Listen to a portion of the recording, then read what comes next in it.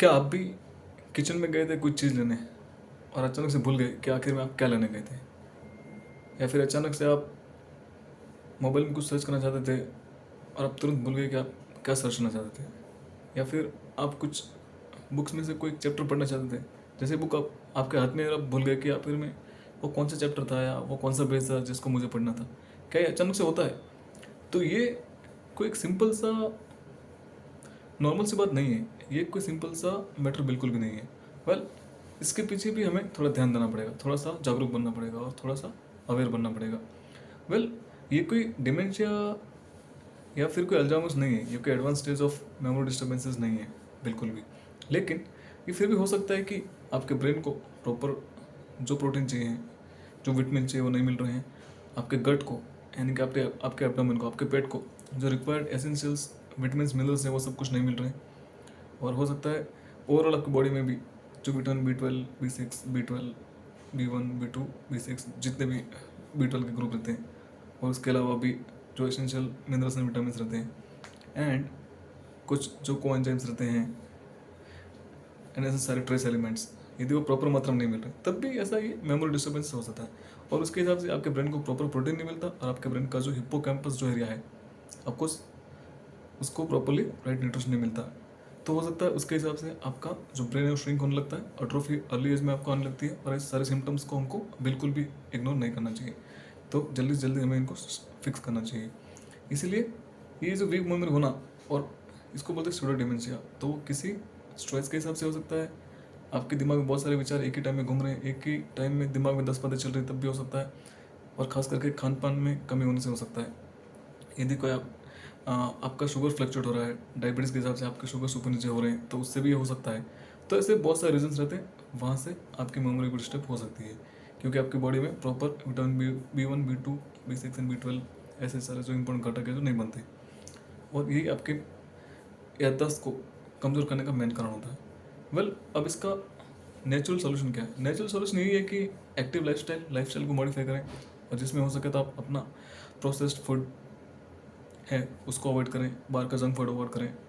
ऐसे सारे शुगरी या जो स्वीट हैं, स्वीट जो भी पदार्थ हैं, जो भी मीठे पदार्थ हैं, जो जिसमें शुगर ज़्यादा रहता है, जिसमें नेचुरल शुगर भी ज़्यादा रहती है, वो सारी चीज़ों को अवॉइड करें। और अनप्रोसेस्ड फूड खाएं जिसमें कम शुगर हो या शुगर फ्री हो। इंटरमीडिएट फास्टिंग को आप डेफिनेटली प्रैक्टिस कर सकते हैं। इंटरमीडिएट फास्टिंग का मतलब होता है कि आप डायरेक्टली दिन में 2 ही बार खाना खा सकते हैं। एक बार सुबह 9-10 बजे के अराउंड आप खाना खा लें, उसके बाद सीधा शाम में 6 बजे के अराउंड खाना खा लें। यदि आप ये 2 ही टाइम फिक्स करते हैं अपने खाने के लिए तो ये सबसे बेस्ट है, और इससे भी आपके बॉडी को टाइम मिलता है जो भी आपने खाया उसको प्रॉपरली डाइजेस्ट करने के लिए, और इसी को बोलते हैं इंटरमीडिएट फास्टिंग। तो ये भी आपकी मेमोरी को इंप्रूव करने में, आपकी मेमोरी को शार्प करने में नेचुरल वे में हेल्प करता है।